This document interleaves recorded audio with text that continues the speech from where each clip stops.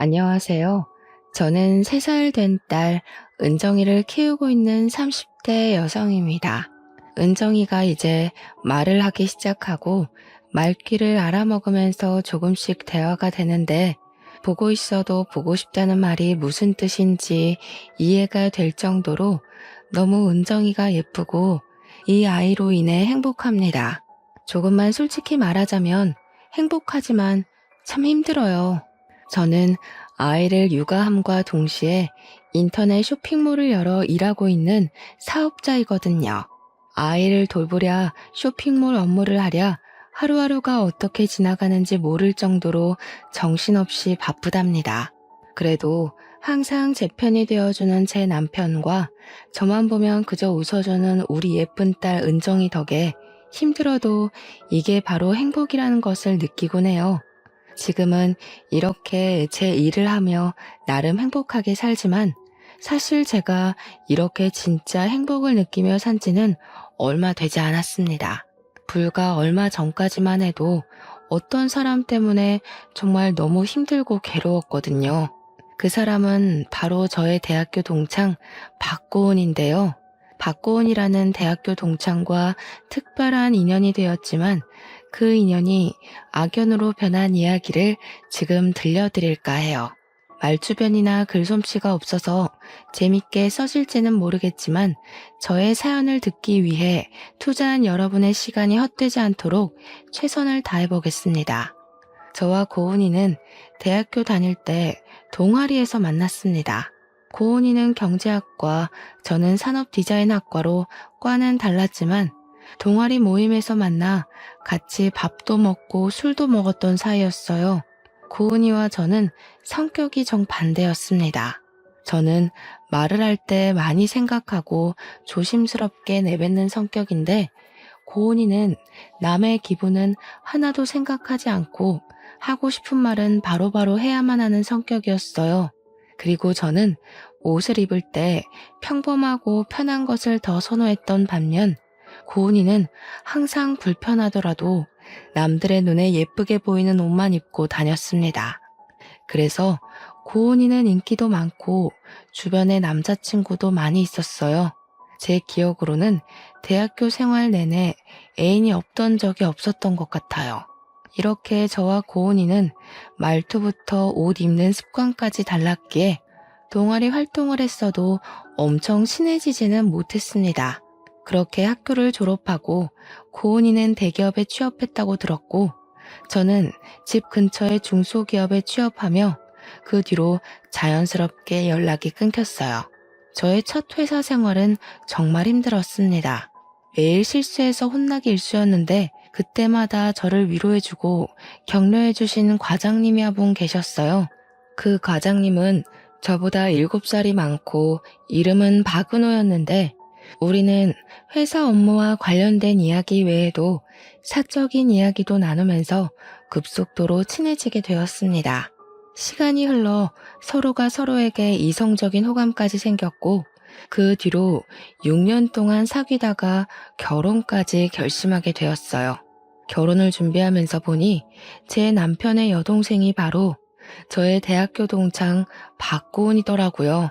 연애할 때 여동생이 있다는 것은 알고 있었지만 여동생에 관한 이야기를 전혀 하지 않았고 사진조차 본 적이 없어서 여동생이 제 동창 박고은이라고는 상상도 하지 못했습니다. 이 사실을 안 뒤로 저는 고은이와 종종 만나게 되었어요. 고은이는 서울에서 살며 대기업에 다니고 있었고 간간히 주식 투자를 하고 있었는데 수익이 꽤 높아 보였어요. 대기업에 주식 투자까지 하며 돈을 많이 벌어서인지 말과 행동에 여유가 있어 보이고 옷도 명품만 입고 다녔습니다. 그리고 학교 다닐 때처럼 여전히 하고 싶은 말은 반드시 해야만 하더군요. 상견례 때도 저는 열심히 알아보고 제 기준에서 좋은 식당을 골라 예약했지만 남들은 인당 10만 원은 되는 식당에서 상견례를 한다는데 너무 싸구려라는 등의 이야기를 서슴지 않고 하였습니다. 고은이가 이런 식으로 저를 은근히 무시할 때마다 기분이 썩 좋지는 않았지만 그때마다 남편이 고은이에게 크게 화를 내주어서 그냥 그러려니 하고 말았습니다. 그러다가 저의 결혼식 날이 되었어요. 저는 원래 예쁜 것보다는 편한 것을 추구하는 사람이고 사진을 찍는 것도 정말 싫어했으며 결혼식은 허례허식이라고 생각하는 사람입니다. 그래서 예쁜 드레스나 사진이 잘 나오는 웨딩홀보다는 저를 축하해주러 오신 하객들에게 맛있는 음식을 대접할 수 있도록 뷔페가 어떤지를 가장 중요시 생각하고 결혼식장을 골랐습니다. 신부 대기실에서 남편과 사진을 찍고 있는데 주인공인 저보다 더 곱게 한복을 차려입고 신부 화장급으로 화장을 한 고은이가 들어오더라고요. 가족들도 사진을 찍기에 예쁘게 보이고 싶었나 보다고 생각하며 마저 사진을 찍고 있는데 고은이가 자꾸 옆에서 저를 위아래로 기분 나쁘게 훑어보았습니다. 고은이의 행동에 거슬려서 왜 그렇게 위아래로 쳐다보냐고 했더니 드레스가 너무 싼 티가 난다고 하는 것이 아니겠어요? 그런 고은이의 말에 남편은 우리가 고른 거니 그딴 소리 하려면 그냥 나가라고 하며 화를 냈습니다. 고은이는 남편의 말에도 눈 하나 깜빡이지 않고 인생에 한 번뿐인 결혼식인데 돈이 없어서 이런 곳을 예약하고 좋은 드레스도 못 입었냐며 저희를 무시해댔습니다. 남편은 그런 고은이에게 크게 화를 내려고 했지만 그때 하객들이 오는 바람에 아무 말도 할 수가 없었어요. 결혼 사진을 찍을 때도 고은이가 제 뒤에 딱 달라붙어 서 있는데 나중에 사진을 보니 제가 신부인지 아니면 고은이가 신부인지 모르겠더라고요. 솔직히 결혼식 날 고은이의 말과 행동 하나하나가 신경에 거슬리고 짜증이 났지만 새 출발을 하는 좋은 날을 망치고 싶지는 않아서 그냥 꾹 참고 조용히 있었어요. 이렇게 어이없고 황당한 저의 결혼식이 마쳐지고 고은이는 이제 대학교 동창에서 아가씨가 되었답니다. 아가씨가 된 고은이는 제가 신혼여행을 마치고 오자마자 신우짓을 하기 시작했어요. 신혼여행 후 친정에 먼저 가서 인사를 드리고 다음날 시댁으로 갔습니다. 시댁에 갔더니 아가씨가 시부모님 옆에서 팔짱을 딱 꼬고 앉아 있었어요. 저는 그러든 말든 신경을 쓰지 않고 시부모님께 절을 하고 앉아 있는데 시부모님이 말씀하시기도 전에 아가씨가 왜 신혼여행 가서 자기한테 전화하지 않았느냐고 따져 물었습니다. 우리는 신혼여행지에 도착해서 시부모님께 먼저 전화드리고 여행 중간중간에도 전화를 드렸는데 무슨 소리냐고 했더니 시부모님한테만 전화하는 게 아니라 신우한테도 전화해야 하는 거 아니냐면서 저를 혼내듯이 이야기하더군요. 남편은 그런 아가씨에게 둘이 대학교 동창의 나이는 같아도 본인이 윗사람임을 강조하며 새언니라고 부르고 말 똑바로 하라고 했습니다. 남편의 말에 아가씨는 화가 나서 방으로 문을 쾅 닫고 들어가 버렸어요. 그렇게 들어간 아가씨는 다음날 저희가 신혼집으로 갈 때까지 방에서 나오지 않았습니다. 그 모습을 보면서 학교 다닐 때도 아가씨가 성격이 보통은 아니었지만 그때보다 더 아나모인이 된 것 같았고 최대한 아가씨와 부딪히면 안 되겠다고 생각했어요. 신혼여행을 마친 후 저와 남편은 회사에 복귀해서 바쁜 하루하루를 보냈습니다. 한 달 정도 지났을까요? 자꾸 피곤하고 몸이 이상해서 임신 테스트기를 해보았는데 제게 아기가 찾아왔어요. 그렇지 않아도 저는 아기를 빨리 갖고 싶었는데 아기가 선물처럼 바로 와주니 너무 행복했습니다. 그런데 산부인과에서 임신을 확인한 후부터 속이 너무 안 좋기 시작했어요. 정말 제 의지와 상관없이 수시로 헛구역질을 하고 음식을 생각만 해도 울렁거려 참을 수가 없었습니다. 온종일 아무것도 못 먹고 심지어 물에서도 비린내가 나서 먹을 수가 없었어요. 그러다 보니 저는 임신을 했지만 살이 쭉쭉 빠지기 시작했고 너무 힘들어서 회사를 관두게 되었습니다. 어차피 지금 회사는 복지가 좋지는 않았고 야근은 필수인 상황이라 아기를 낳고 나서 계속 다니기 어려운 상황이었거든요. 그렇게 입덧을 핑계로 회사를 관두게 되었는데 관둔 후에는 입덧이 거짓말처럼 사라졌습니다. 혼자 회사에 다니는 남편에게 미안했지만 남편은 그런 생각하지 말고 집에서 푹 쉬고 아기를 잘 키우는 데만 전념하라고 했어요.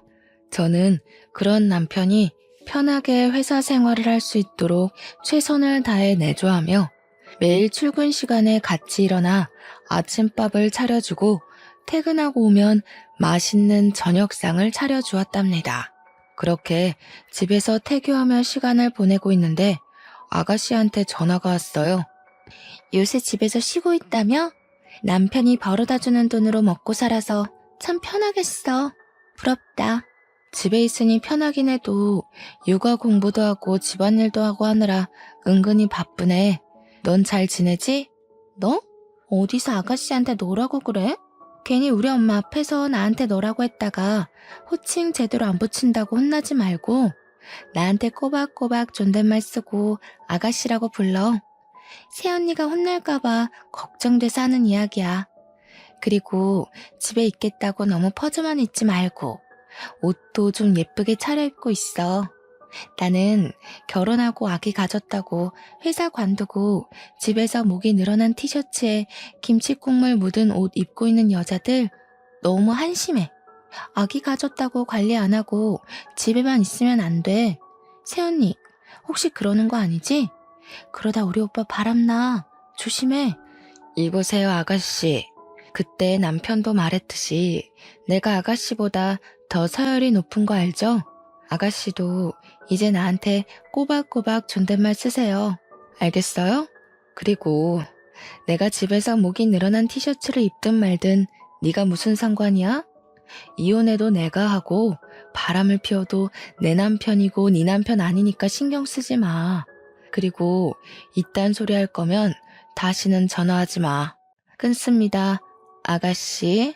아가씨와 전화를 끊고 제 모습을 거울로 보았습니다.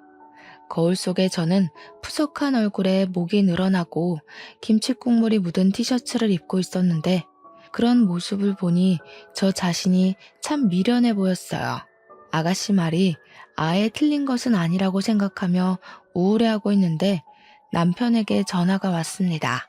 남편은 점심시간만 되면 집에서 혼자 밥을 챙겨 먹는지 확인하는 전화를 했거든요. 우울한 제 목소리에 남편은 무슨 일이 있냐고 물었고 저는 방금 아가씨와 통화한 이야기를 다 했습니다.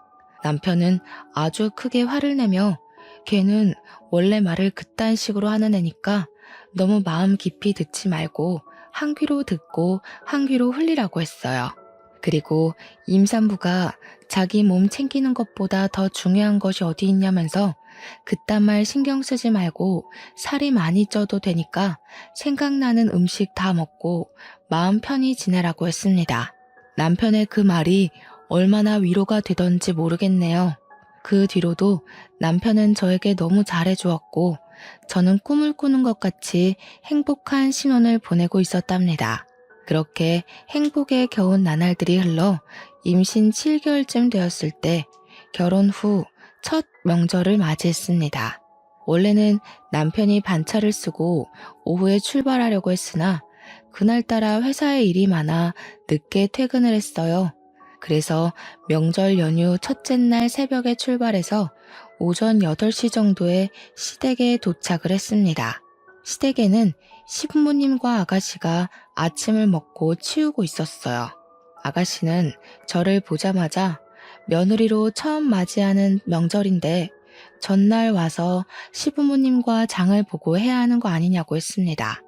내가 시댁 근처에서 살면 그렇게 하겠지만 차로 2시간이나 걸리는 거리이고 어제는 남편이 회사에서 늦게 끝나서 바로 출발을 못했어. 너는 어제 온 거야? 너? 지금 아가씨한테 너? 저번에도 말했지만 이전에는 우리가 친구였어도 지금은 신우관계야. 그러니까 나한테 존댓말 써. 그리고 차로 2시간이나 걸리니까 어제 너 혼자서라도 미리 왔었어야지. 우리 엄마가 어제 혼자 장을 보느라 얼마나 힘들었는지 알아? 그건 그래. 이건 고은이 말이 맞아. 이제 둘이 서로 존댓말 꼬박꼬박 쓰고 이제 희정이 너는 우리 집 며느리가 되었으니 명절 전에 우리 집으로 와서 같이 장도 보고 하자꾸나. 우리 집은 제사를 엄청 중요시하는 집안이거든. 그래서 장도 일주일 전부터 보고 난단다. 너에게 일주일 전부터 오라는 소리는 하지 않을 테니 하루 전에는 혼자서라도 꼭 오너라. 이 사람들이 지금 뭐라는 거야? 그럼 명절 장을 보러 안 사람 혼자 여기에 오라고? 그것도 임신한 사람한테? 그리고 박고은, 너도 이제 새언니한테 존댓말 제대로 써. 너도 존댓말을 안 쓰면서 왜 새언니한테는 자꾸 존댓말을 하라고 해? 네가 먼저 해, 네가. 짐을 챙기느라 잠도 얼마 못 자고 새벽부터 달려서 왔건만 시어머니와 아가씨는 제게 오느라 고생했다는 따뜻한 말 한마디 없이 타박하느라 바빴습니다. 하지만 제가 화를 낼 겨를도 없이 남편이 먼저 두 모녀에게 제가 하고 싶은 말을 다 해주고 잘 막아주어서 참 고마웠어요. 저는 간단히 아침을 먹고 바로 차례상에 올릴 음식 준비를 시작했습니다. 시어머니는 제게 임신했으니 거실에 앉아서 부침개를 부치라고 하셨고 어머니는 부엌에서 나물을 준비하셨어요. 남편은 시댁 화장실에 세면대가 막혀서 수리하느라 바빴고 아가씨는 어젯밤 늦게 도착해서 피곤하다며 방에 들어갔습니다. 그렇게 부침개를 부친 지 1시간 정도가 되었어요. 이제 제법 배가 나와서 그런지 앉아있는데도 허리가 너무 아프고 점점 힘들더라고요. 제가 너무 힘들어하자 남편이 저한테 방에 들어가서 누워있으라고 하며 직접 전을 부치기 시작했습니다. 저는 아직 낯선 시댁에서 혼자 방에 들어가 있는 것도 불편해서 남편 옆에 앉아 잠시 다리를 펴고 벽에 등을 대고 쉬고 있었어요. 그러고 있는데 아가씨가 방에서 나왔습니다. 아가씨는 어떻게 이제 막 결혼한 사람이 첫 명절에 와서 일할 생각은 하지 않고 남편한테 부침개를 부치게 하냐고 뭐라고 했어요. 아가씨가 하는 말을 들은 시어머니도 옆에 와서 한 소리 거들었습니다. 결국 저는 두 모녀의 상화에 아픈 허리를 붙잡고 남편과 둘이서 부침개를 부쳤어요. 시어머니는 남편은 쉬고 저 혼자 부침개를 부치는 것을 바라는 것 같았지만 남편이 완강하게 자신이 부치겠다고 하니 별다른 소리를 하지 못하고 옆에서 우물쭈물하다가 부엌으로 들어가 버렸습니다. 혼자서 할 때는 정말 힘들었는데 남편과 같이 하며 이런저런 이야기를 하니 재밌기도 하고 그리 힘들지도 않더군요. 생각보다 부침개를 부치는 일이 일찍 끝났고 같이 뒷정리를 하는데 아가씨가 벌써 오후 1시라며 배고프다고 하였습니다. 아가씨가 제게 밥상을 차리라고 해서 남편이 마저 뒷정리하고 저는 부엌에 들어가 반찬거리를 꺼내고 있었어요. 어머니는 제가 부침개를 부칠 동안 남편이 좋아하는 갈비찜과 해물탕을 끓여 놓으셨더라고요. 수저를 놓고 찌개를 놓고 밥을 푼 다음에 시아버지와 아가씨를 불러서 다 같이 식사를 하기 시작했습니다. 저는 갈비찜을 원래 그다지 좋아하지 않았는데 어머니의 갈비찜은 참 맛있더라고요. 그래서 맛있게 고기를 먹고 있는데 아가씨가 제 얼굴을 빤히 쳐다보고 있었습니다. 새언니, 살쪘네. 얼굴이 아주 달덩이야, 달덩이. 몸도 불어서 굴러가겠어. 새언니 입덧해서 밥 못 먹는다더니 쏨뻥이었네. 내가 같은 여자로서 이야기하는데 임신했다고 막 먹으면 안 돼요. 그래서 여자들이 임신하고 출산하면 다들 예전 몸매 못 찾고 항아리 몸매 되는 거예요. 알겠어요? 갈비찜 같은 고기류 말고 나물 같은 거 많이 먹으면서 관리 좀 해요.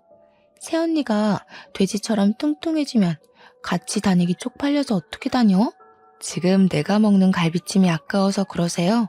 내가 먹으면 뭐 얼마나 먹었다고 기분 나쁘게 그런 말을 하세요. 갈비찜을 엄청 먹던데요. 갈비찜은 집에서 뒹굴뒹굴하는 언니 말고 회사에서 열심히 일하는 오빠가 먹어야지. 안 그래요? 그리고 아무리 집에 있어도 옷이 그게 뭐야? 그 옷 어디서 샀어요? 어디 가는 것도 아니고 집에 있는데 그냥 편한 옷 입으면 되지 뭘 그리 물어요? 이거 아울렛에서 샀어요. 왜요? 아울렛?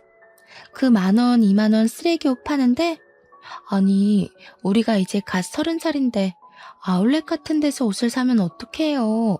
좋은 옷 좀 사 입고 해요. 아, 언니는 일 안 하고 오빠는 월급이 적어서 좋은 옷을 못 사 입나? 그러게, 임신했다고 회사를 관둬버리면 어떡해? 한심하게. 야, 너는 지금 그게 할 소리냐? 그리고 너 새언니가 회사 관두고 싶어서 관뒀어? 아기 생겨서 잘 키우려고 관둔 거잖아.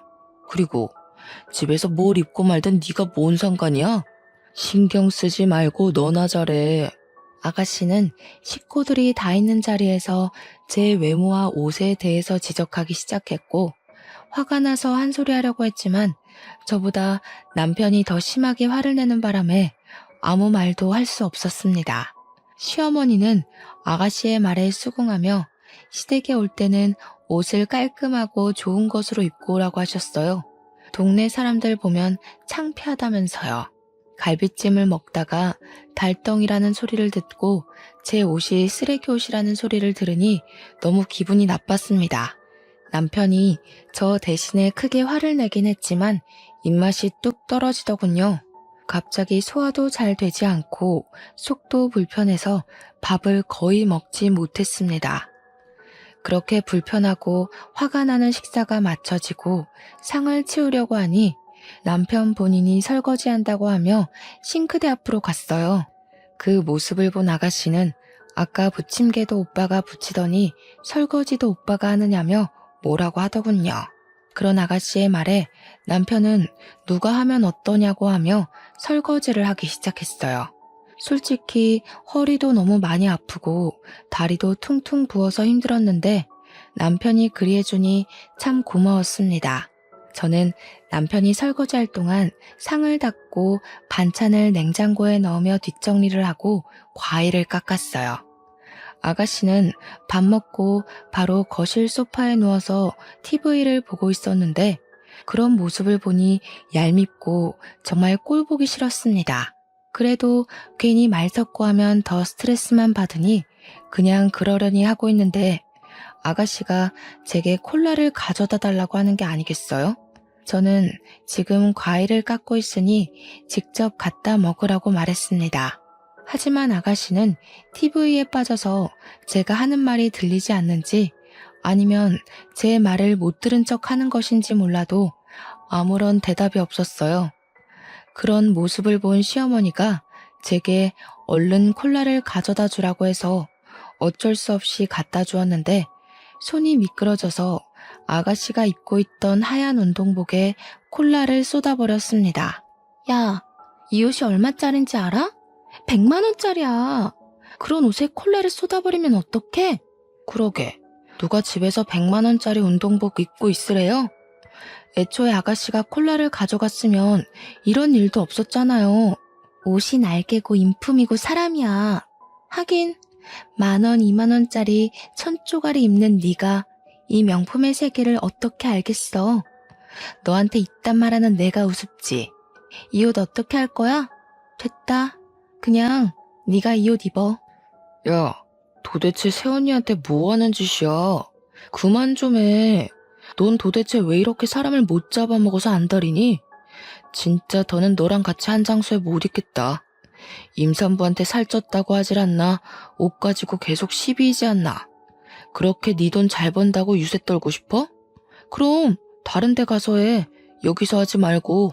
은호야, 동생한테 아무리 그래도 말해 그게 뭐니? 좀 좋게 얘기할 수는 없어? 저게 결혼하더니 왜 저리 변했는지. 이래서 집에 사람이 잘 들어와야 해. 엄마도 좀 그만해. 고은이가 저렇게 막무가내로 자란 거 엄마 탓도 있어. 어릴 때부터 오냐오냐하고 키우더니 성인이 된 지금도 낄 때 못 낄 때 구별 못하고 생각 없이 막말하잖아. 저러다가 언젠간 반드시 망한다고. 너 동생 망하라고 저주라도 퍼붓는 게냐? 아니, 명절날 와서 이게 도대체 무슨 난리냐? 세 사람이 들어와서 이번 명절은 좀 다를 줄 알았더니 똑같구나. 그리고 고은이가 틀린 말 한 것도 아닌데 너야말로 왜 그리 동생을 못 잡아먹어서 안달이야? 고은이가 그럼 지금껏 옳은 말만 했다고? 참나, 나 진짜 이제 이 집 아들 노릇 못 해먹겠네. 나한테는 그렇다 쳐도 내 와이프한테는 그러면 안 되는 거예요. 난 이제 이 집 아들 노릇 안 하고 나갈 테니까 셋이서 알아서 잘 먹고 잘 살아요. 남편이 화를 버럭 내면서 바로 짐을 싸고 제 손을 잡고 시댁에서 나갔습니다. 그때 남편의 모습은 정말 듬직하고 멋져 보였어요. 집으로 오면서 남편이 하는 말이 아가씨가 어릴 때 미숙아로 태어나서 아기 때 많이 아팠다고 해요. 그래서 학교 생활보다 병원에 입원하는 날이 더 많았는데 또 머리는 좋았는지 공부는 엄청 잘했다고 합니다. 반면에 남편은 꼬박꼬박 학교도 다니고 그 당시에 없는 돈 끌어다가 학원도 보내고 과외도 했는데 공부는 영 적성에 맞지 않았는지 항상 성적이 나오지 않았네요. 학창 시절 내내 부모님께 비교를 당하며 자랐는데 성인이 돼서도 마찬가지였습니다. 남편은 그저 그런 대학교를 나와 복지도 좋지 않고 월급도 그다지 많지 않은 중소기업에 취업했지만 아가씨는 혼자 공부해서 좋은 대학교도 가고 졸업 후 대기업까지 입사하게 되었어요. 그 뒤로 부모님은 아가씨가 잘못해도 무조건 잘한다고 칭찬해줬고 아가씨와 남편이 싸우기라도 하면 무조건 아가씨의 편만 들어줬다고 해요. 그래서 아가씨가 저렇게 막무가내 할 말 못할 말 구분 못한다고 하며 다시는 제가 아가씨나 시부모님 때문에 상처받지 않게 자신이 중간에서 잘 노력하겠다고 미안하다고 했습니다. 솔직히 시댁에서 기분이 많이 상하긴 했지만 남편이 저보다 더 화를 내주고 저를 위해 노력하고 있는 것이 눈에 보여 그저 고맙고 감동이었네요. 그날 이후로 시부모님과 아가씨는 저에게 딱히 연락하지 않았고 저는 아주 마음 편하게 태교에만 집중하며 살았어요. 그러다가 시간이 흘러 출산일이 다가왔고 무사히 건강한 딸아이를 출산했습니다. 아이의 이름은 저와 남편의 이름을 하나씩 따서 은정이라고 지었어요. 이름을 지을 때도 우리끼리 지어도 되냐고 했더니 남편은 이미 그 사람들은 우리보다 아가씨한테 더 관심이 많은 사람이라 상관없다고 하며 대화하면 짜증만 나니 그냥 우리끼리 짓자고 했습니다. 남편이 시부모님에게 아기가 태어났다고 말을 한 것 같았지만 제게 따로 축하한다거나 몸조리 잘하라는 전화가 없었어요. 조금 서운하기는 해도 시부모님이 과하게 산후조리나 육아에 간섭해서 고부 갈등이 생기는 일도 있다고 하던데 그보다는 차라리 지금처럼 무관심한 게 낫다고 생각했습니다. 잠도 못 자고 밥도 못 먹는 신생아 시기가 지나고 시간이 흘러 은정이의 100일이 되었어요. 남편은 그냥 친정 부모님만 모시고 100일 잔치를 하려고 했지만 솔직히 첫 명절 때 아가씨와 크게 싸운 후로는 본 적도 없고 가족인데 이렇게 연을 끊는 것은 아닌 것 같아 시부모님과 아가씨도 모시고 100일 잔치를 하자고 남편을 설득했습니다. 남편은 제 말에 동의하면서 혹시라도 아가씨가 친정 가족들에게 말실수할까봐 걱정된다고 하며 친정 식구들을 먼저 초대하고 그 다음 주에 시댁 가족을 초대하기로 했어요. 저의 친정 부모님은 은정이 100일이라고 금반지와 유모차, 아이 내복과 같은 선물을 잔뜩 사서 왔습니다. 반면에 시부모님은 처음으로 손주를 보는데도 아무것도 가져온 것이 없었고 아가씨는 웬 옷구러미를 가져왔더라고요. 저는 아가씨한테 이게 무슨 옷이냐고 물었습니다. 이거 다 내가 입던 옷인데 이제 질려서 입지 않거든. 분리수거함에 버리려다가 새언니가 생각나지 뭐야? 이제 예전처럼 쓰레기 같은 10,000원, 20,000원짜리 옷 입지 말고 좋은 옷 좀 입어요. 이 옷들 내가 입던 옷이긴 하지만 다 명품이라서 꽤 비싸거든. 아마 이 옷을 입고 아이랑 같이 다니면 아마 이 동네 사람들 다들 쳐다볼걸? 아가씨는 나를 생각해서 옷을 가져왔다며 자랑하듯이 말했지만 저는 기분이 너무 나빴습니다. 저에게 버리려던 옷을 가져왔다고 말을 하는데 아무리 명품이라고 해도 어느 누가 버리려던 옷을 기분 좋게 받을 수가 있겠어요. 저는 그런 아가씨의 생각 없는 말에 화가 나서 참을 수가 없었습니다. 나는 이런 옷 필요 없으니까 도로 가져가. 아니, 우리 집이 무슨 분리수거함이야? 옷 입다가 질려서 버리려면 너네 집 앞에다가 버려. 진짜 말 기분 나쁘게 하는 것도 참 재수다. 나는 우리 새언니 생각해서 가져왔는데요. 그리고 나 원래 말 이쁘게 못하는 거 잘 알잖아요. 그렇게 화만 내지 말고 이 코트 한번 입어봐요. 이거 조금 구김이 갔어도 살 때는 몇백 주고 산 옷이야. 한번 입어봐. 아가씨는 싫다는 제게 억지로 코트를 입혔습니다. 그런데 아직 출산 전에 몸무게로 돌아가지 못한 제게는 코트가 정말 작았고 결국 코트를 입다가 찢어져 버렸어요. 이 옷 엄청 크게 나왔는데도 새언니한테는 작나 봐요. 아이고, 우리 새언니 다이어트 좀 해야겠다. 이 옷도 안 맞으면 다른 옷들도 다 안 맞겠다. 이 옷들 버리기는 아까우니까 다 열심히 살 빼고 입어요. 내가 옷을 잘 관리 못해서 그렇지 다 명품이야. 다 하면 아마 1,000,000원은 나올 거예요. 지금 이게 뭐 하자는 거야? 내가 언제 이딴 명품 옷 필요하대? 나는 이런 옷 필요 없으니까 쓰레기들 가지고 당장 나가. 당장. 예. 너는 고은이가 너 생각해서 옷을 가져왔는데 그거로 왜 그리 소란이니? 그냥 살 빼고 입으면 되지. 네가 살쪄서 못 입는 거를 왜 고은이 탓을 해? 지금 아가씨가 저를 생각해서 이 옷을 주는 것으로 보이세요? 일부러 작은 옷 가져와서 저 곤란하게 하려고 이러는 거잖아요. 엄마도 고은이도 다들 너무하네. 그래도 집사람이 가족이라고 해서 마음에 내키지도 않는데 집에 초대했는데 어떻게 사람들이 가면 갈수록 더 안 와모이는지. 다들 나가요. 그리고 고은이 너는 네가 가져온 쓰레기들 그대로 다 들고 나가라. 하나라도 놓고 가면 가만 안 둬. 남편은 시부모님과 아가씨를 집에서 쫓아내버렸습니다. 그 뒤로 남편과 저는 시댁 식구들과 1년 정도 아예 연락하지 않았어요. 명절 때도 은정이 돌잔치 때도 시댁 식구들에게 연락하지 않았고 시댁 식구들도 우리 가족에 대해 크게 궁금해하지도 관심을 두지도 않았습니다. 저는 저와 남편 그리고 은정이와 생활하는 것이 좋았지만 한편으로는 우울했어요. 은정이가 돌 지나고 어느 정도 제 마음의 여유가 생기면서 저도 일을 다시 해보고 싶었거든요. 그래서 은정이를 어린이집에 보내고 일을 구해보려고 했지만 이 동네는 어린이집이 많이 없어서 지금 당장 보낼 수도 없는 상황이었습니다. 저는 집에서 돈을 벌 방법을 찾다가 요새는 재택 온라인 부업이 많이 있다는 것을 알게 되었고 제 나름 공부를 하며 온라인 쇼핑몰을 열게 되었어요. 위탁 판매를 하는 것인데 집에서 큰 돈은 아니더라도 소소한 아기 과자값을 벌 수 있을 것 같더라고요. 그래서 공부를 하며 쇼핑몰에 제품을 하나둘씩 올리기 시작했고 한 달에 순이익이 20만 원에서 30만 원 정도는 나오게 되었습니다. 큰 돈은 아니었지만 남편은 집에서 가만히 있는 것보다는 이렇게 조금이라도 버는 게 어디냐며 저에게 대단하다고 해주었어요.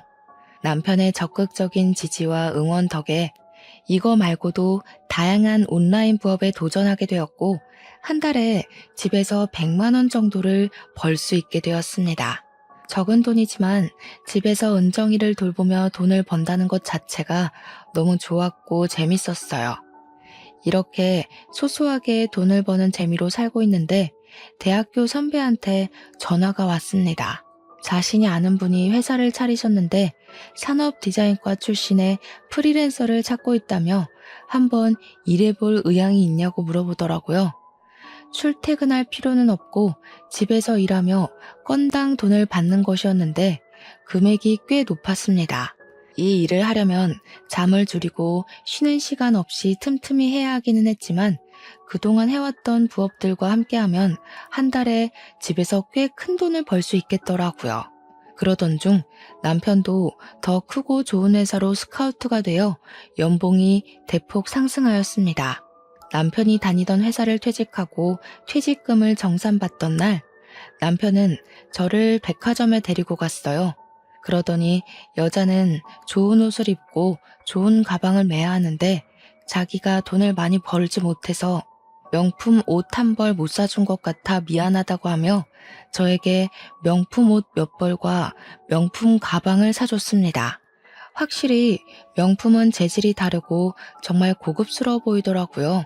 그러나 은정이와 함께 다니면 이런 옷이 오히려 불편해서 저는 그 옷을 고스란히 장롱 안에만 넣어두고 있었습니다. 저는 집에서, 남편은 회사에서 우리의 편하고 행복할 미래를 꿈꾸며 일했어요. 잠자는 시간을 잊을 정도로 아주 열심히 했고 정말 피곤했지만 그래도 참 행복했답니다. 그렇게 1년 정도가 지났어요. 남편과 저는 시댁에 여전히 연락하지 않고 있었습니다. 그러던 어느 날 주말에 집에서 쉬고 있는데 시어머니가 남편에게 전화했어요. 얼핏 들어보니 아가씨가 결혼할 사람이 생겨서 다음 달에 상견례를 한다고 하며 꼭 나오라는 것입니다. 그리고 결혼할 사람이 꽤 잘 사는 집 아들이라 고급 레스토랑에서 상견례를 하니 옷도 최대한 잘 입고 오라고 했어요. 남편은 마지못해 알겠다고 하고 끊었고 잠시 후 제게 백화점에 가자고 했습니다. 남편은 저를 데리고 명품관으로 가서 저에게 잘 어울리는 명품 옷 몇 벌과 가방, 신발까지 샀어요. 남편 역시 명품 정장을 몇 벌 샀고 은정이 옷도 명품으로 샀습니다. 이 명품 옷을 입고 상견례 때 아가씨가 더는 무시하지 못하게 하자고 했어요. 드디어 한 달 뒤 상견례 날이 되었습니다. 시부모님과 아가씨는 먼저 레스토랑에 자리를 잡고 있었고 아직 남자 쪽은 아무도 오지 않았어요. 거의 2년 만에 만난 시댁 식구들은 이전과는 다른 우리 가족의 옷에 다들 놀란 표정이었습니다. 그동안 살아온 이야기를 들어보니 아가씨는 얼마 전에 잘 다니던 대기업을 관두고 전업 주식 투자자가 되었더라고요. 원래 경제학과를 전공하기도 했고 주식 투자를 부업으로 꾸준히 하고 있던 터라 꽤 수익이 잘 나는 것 같았습니다. 그러면서 또 남편과 제 앞에서 돈 자랑을 해댔습니다. 근데 새언니는 도대체 어떤 돈이 있어서 명품 옷과 가방을 다 샀어요? 그 구두도 꽤 비싼 브랜드의 것인데 설마 오늘 상견례 온다고 집 팔고 온 것은 아니죠? 새언니는 백수에 오빠는 그저 그런 중소기업 다니는데 이거 지금 다 사려면 몇 달치 월급일 텐데 저희가 집을 팔고 오든 말든 신경 쓰지 마시고 아가씨 상견례나 잘하세요. 그깟 돈 좀 잘 번다고 유세는. 뭐라고요? 지금 말 다 했어요? 그동안 며느리 도리도 안 하고 살아도 가만히 있었는데 그런 우리한테 고맙다고 말은 못할 망정. 말하는 꼬락서니하고는. 인터넷이나 다른 기사들 좀 보세요. 새언니처럼 며느리 도리 안 하면 욕먹어요. 그래도 나나 우리 부모님은 아무 말도 안 했잖아요. 그러면 감사하다고 기어들어야 하는 거 아니에요? 참나 기가 막혀서. 앞으로 아가씨나 며느리 도리 잘하세요. 아시겠어요? 저와 아가씨의 목소리가 더 커지려는 찰나 아가씨와 결혼할 사람과 그의 가족이 들어왔습니다. 상견례 자리의 분위기는 화기애애했어요. 잘 사는 집이라 그런지 오가는 예물이나 혼수, 예단의 금액대가 어마어마하더라고요. 결혼할 날짜는 앞으로 3개월 후로 정하고 상견례가 맞춰졌습니다. 그 뒤로 2달 정도가 지났어요. 늘 그래왔듯이 집에서 일하고 있는데 아가씨한테 전화가 왔습니다. 무슨 말을 하려나 싶어 전화를 받아보니 아가씨가 제게 제발 한 번만 만나달라고 했어요. 솔직히 만나기 싫었지만 목소리가 평소와는 달라서 무슨 일인지 궁금했어요. 어린 은정이를 데리고 나가려면 너무 힘들어서 그냥 우리 집으로 오라고 했습니다. 아가씨는 예전과는 다르게 명품이 아닌 쓰레기 옷이라고 부르던 아울렛 옷을 입고 집으로 왔어요.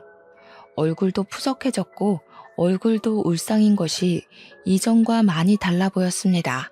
저는 아가씨한테 결혼 준비로 바쁘고 행복할 예비 신부가 왜 이런 꼴로 나타났냐고 물었어요. 사실 파혼당했어요. 예비 남편 놔두고 다른 남자랑 바람을 피우다 걸렸거든요. 완전히 내 잘못이기에 웨딩홀 예약한 거며 집 계약한 거며 그 위약금 다 내 돈으로 물고 위자료까지 냈어요. 그런데 문제는 주식 투자를 잘못해서 그동안 모은 돈도 다 잃어버렸어요. 그래서 지금 돈 한 푼도 없는데 돈 좀 빌려주실 수 있을까요, 새언니? 저번에 보니까 명품 옷 입는 거 보니 돈 잘 벌던 것 같은데 부탁할게요. 돈? 설마 내가 지금 돈을 빌려줄 것으로 생각하고 여기에 이렇게 나타난 거야? 내가 돈이 어딨어요? 아가씨 말대로 나는 백수에 남편은 그저 그런 중소기업에 다니는데 그러게 주식한다고 회사를 관둬버리면 어떡해. 한심하게. 나는 먹고 죽으려고 해도 돈은 없어요. 아, 내가 입던 옷들은 있는데 그 옷 드릴까요? 잠시만요. 저는 불편해서 잘 입지 못하고 장롱에 고스란히 모셔두었던 명품 옷들을 다 가지고 나왔습니다. 아가씨는 생각지도 못한 명품 옷을 보며 이것이 다 어디서 난 것이냐고 하며 놀라더라고요. 순간 저는 이전에 아가씨가 제게 했던 말이 떠올랐습니다. 이거 내가 입던 옷인데 이제 질려서 안 입거든요. 분리수거함에 버리려고 했는데 마침 딱 아가씨가 나타났네. 우리 아직 30대인데 쓰레기 같은 10,000원, 20,000원짜리 아울렛 옷 입지 말고 좀 좋은 옷 입어요. 이 옷 다 하면 아마 1,000만 원은 아니더라도 그 비슷하게는 나올 거예요. 저는 은정이 100일 때 아가씨가 저한테 했던 말을 그대로 해줬습니다. 아가씨는 제 앞에서 손을 부들부들 떨며 화가 엄청난 것처럼 보였어요. 그 모습을 보니 꽉 막힌 속이 뻥 뚫린 것처럼 아주 통쾌하고 시원하더라고요. 네가 예전에 나한테 했던 말인데 기억나니? 그때 내가 얼마나 기분 나빴는지 알아? 너도 한번 똑같이 당해봐. 그리고 나는 너한테 빌려줄 돈 따위는 없으니까 다시는 이런 일로 나 찾아오지 마. 아니 그냥 내 눈앞에서 평생 나타나지 마. 너만 보면 짜증나니까. 당장 이 집에서 나가. 안 나가면 경찰 부를 거야. 아가씨는 분노에 가득 차서 아무 말도 하지 못하고 집을 나갔습니다. 그날 저녁 남편과 제가 집에 있는데 시어머니가 저한테 전화했어요. 전화하자마자 하나뿐인 신우가 그렇게 힘들다고 난리인데 어떻게 새언니가 돼서 도와주지도 않고 쫓아내냐고 했습니다. 그러면서 제가 이 집의 며느리가 되면서 하루도 조용한 날이 없다고 하며 제가 문제아라는 식으로 말했어요. 남편이 옆에서 그 소리를 듣고 저의 전화를 빼앗아서는 고은이 걔가 일 저질러 놓고 왜 우리한테 돈을 찾냐고 했습니다. 우리는 걔한테 돈을 빌려줄 이유 하나 없으니 다시는 연락하지 말고 지내자고 했어요.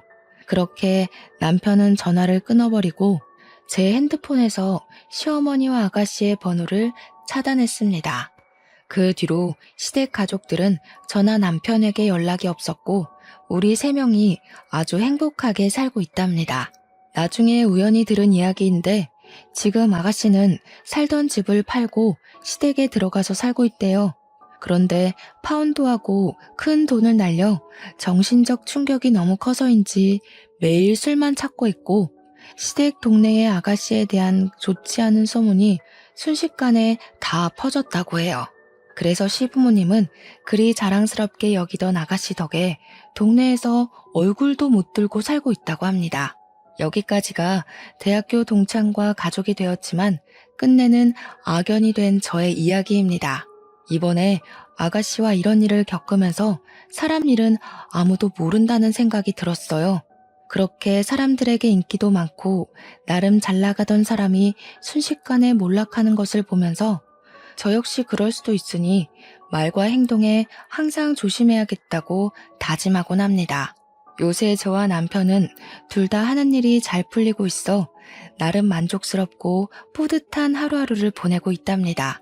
참, 여기 사연에서 보면 시부모님이나 신우와 갈등이 있을 때 중간에서 모른 척하는 남편 때문에 힘들어하고 속 터져하는 사연이 참 많던데 제 남편은 그러지 않아 주어서 너무 고맙네요. 저에게 큰 행복을 준 남편에게 이 자리를 빌려 고맙다고 말하고 싶습니다. 제가 시댁복은 없어도 남편 복과 자식 복, 일 복은 있는 것 같아요. 세상에서 제일 예쁜 딸, 언제나 제 편이 되어주는 남편, 그리고 집에서 저의 적성에 잘 맞는 일까지 하게 되었잖아요. 앞으로도 하루하루 감사하며 열심히 살아가겠습니다. 글솜씨가 부족한 저의 사연을 끝까지 들어주신 여러분께 진심으로 감사드리며 모두가 행복한 일만 가득하기를 바랍니다.